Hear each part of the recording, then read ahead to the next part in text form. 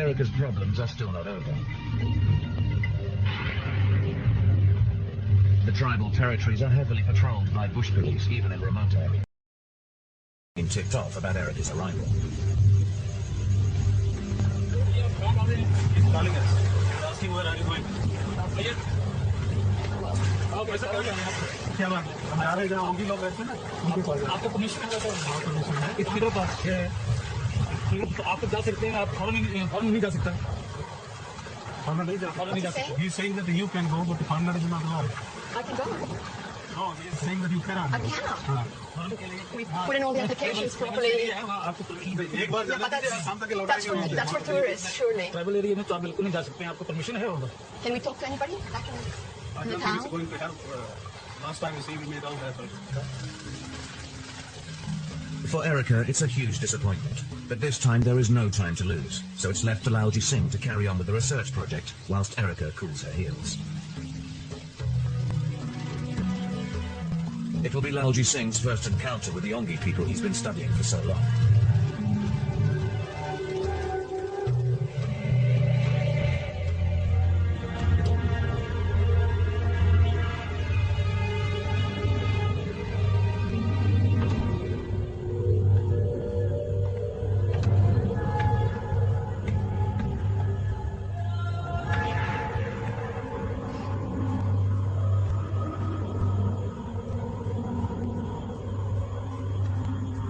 The way the Ongi live their lives today has changed little in tens of thousands of years. Their world is a window into the past, giving us a picture of how we may have been when the first modern humans left Africa. But now the Ongi truly are a vanishing people. The combination of disease and declining fertility have reduced their numbers to about 100. At one time, the whole of this island was their home. But in 1967, they were moved from the hills to this coastal settlement to make room for settlers when the government built factories on the island. Once they lived by hunting, but now their wild boar are also being hunted by new settlers and are scarce. In compensation, they've been given bungalows, food and clothing. They use the huts, but not to live in. They cook on the verandas and children play games in the huts, but they prefer to live in traditional thatched lean-tos. That's a hut which they have built themselves. They prefer to live in there rather than in here. And they still maintain their culture. I have been talking to them about what they eat, and they were telling that they go for fishing and they get enough fish to eat every day. Today's prize is a dugong, a huge sea mammal, and it'll be shared out amongst every member of the tribe. He's saying that he can come with us and show at the jetty how to catch fish. Until the move to the coast, the men spent most of their day hunting pigs. Since pigs are now in short supply, fishing is vital for survival, and the dugout canoe has become even more important than ever. There's still a strict division of labor. The women collect wild tubers from the forest. The Ongi, like the other Andeman tribes, have never developed farming or kept animals.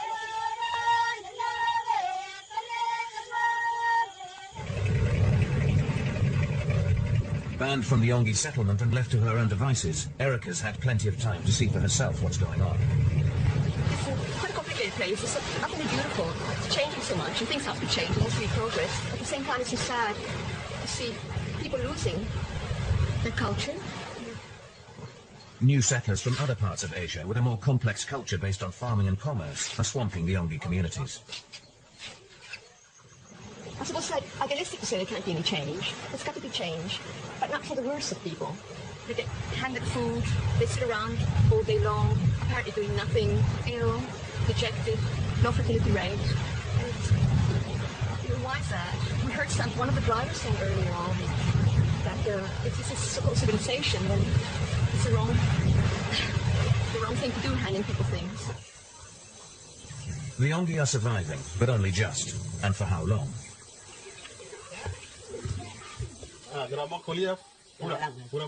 After a wait of many years, Lalji finally gets his DNA samples, which will help test the two conflicting theories of human evolution.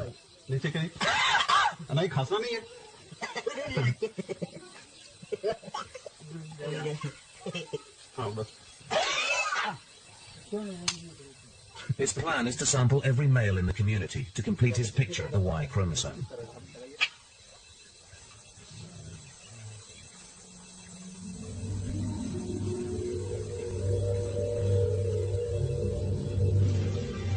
Erica Erica has accepted the fact that she's never going to meet the Yongi people.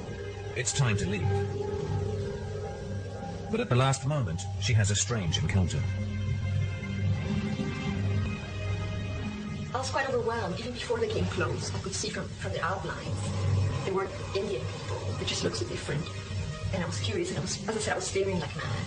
I had no idea if I speak to an older person. Their whole world picture is so different to mine.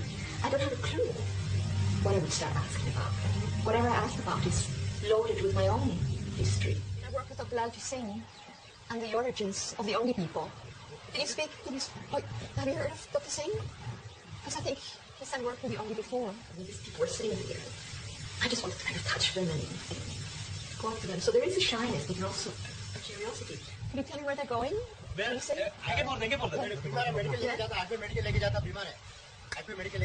What's he saying? Problem is there illness, some fever is there. That's why I go to hospital. What's wrong with them? Some problem is there. Okay. People like me perhaps go into science because we find it much easier to deal with molecules than with real life people. I don't know. Nice to meet you. Nice to meet you. To see the people, I find it difficult to see the people walking in the street or sitting in a boat. It's quite overwhelming.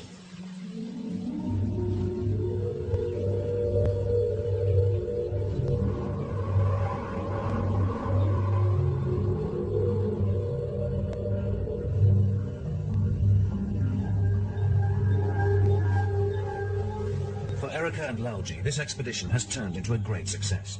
They've succeeded in getting their samples and even made it to the tribal territory, a first for any research team in half a century.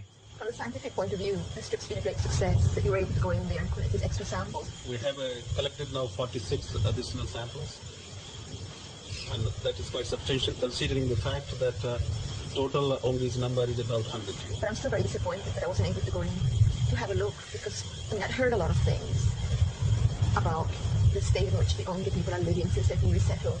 Yeah, what I was very pleased with was that although the government has created the huts for them, they have made their own huts side by side. They live in but their children play in this huts provided by the government. So the children play in the government houses? Right, and they live in their own They live in their own. The new world has been foisted on the Yongi through outside pressure, and it's had an enormous effect. But when they can, they continue to live their lives as they did in ancient times.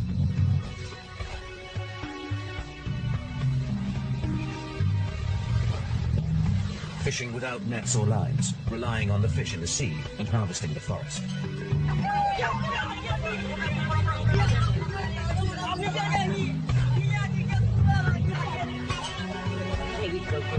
If their natural resources hold out, and if they're allowed to, they will continue to live exactly as they did thousands of years ago.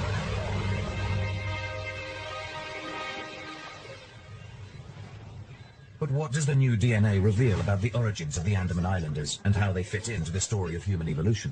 Our conclusions on the Andamanese, we can say that they challenge some of the views of a straight out of Africa migration of people in the last 100,000 years, because they support perhaps the view that there's a very ancient component of people who, in Asia, that survived to modern times.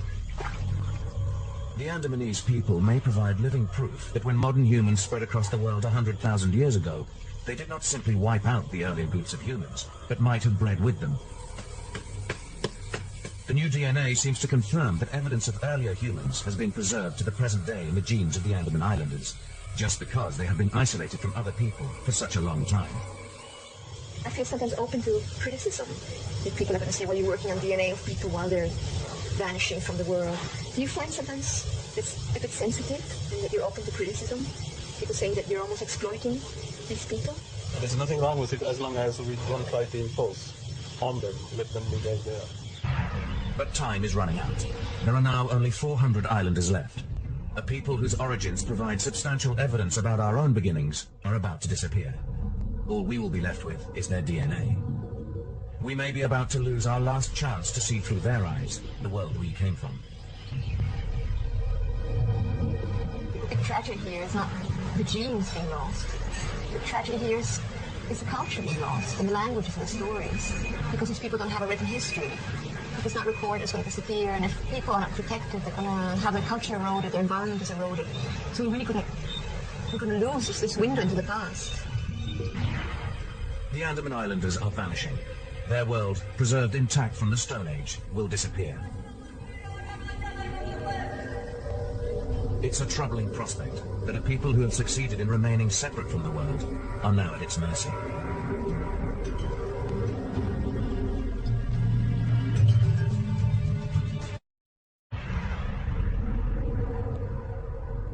On a cluster of islands deep in the Bay of Bengal live a group of people who have hidden away from the modern world. For centuries they fought off anyone who tried to intrude. Marco Polo called them cannibals. Their origins are a mystery. Where they came from, how long they have been here, who they are, no one knows. But could these islanders hold the key to the mystery of our own origins? For the first time in more than a decade, an expedition sets out to the Andaman Islands to unravel the secrets of a people whose past could solve the riddle of human evolution.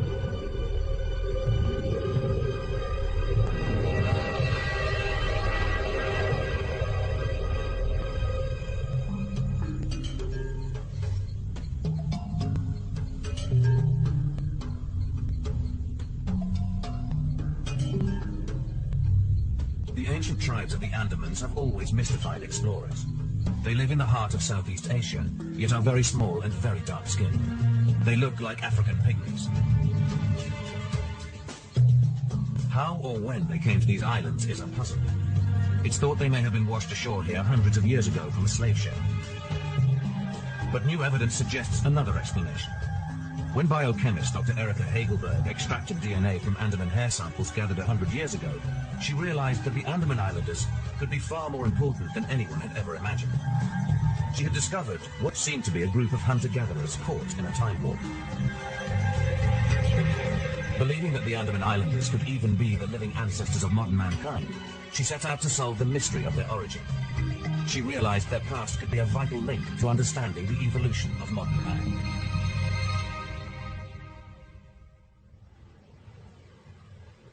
Biochemist Erika Hagelberg has been involved in a number of high-profile forensic identification cases.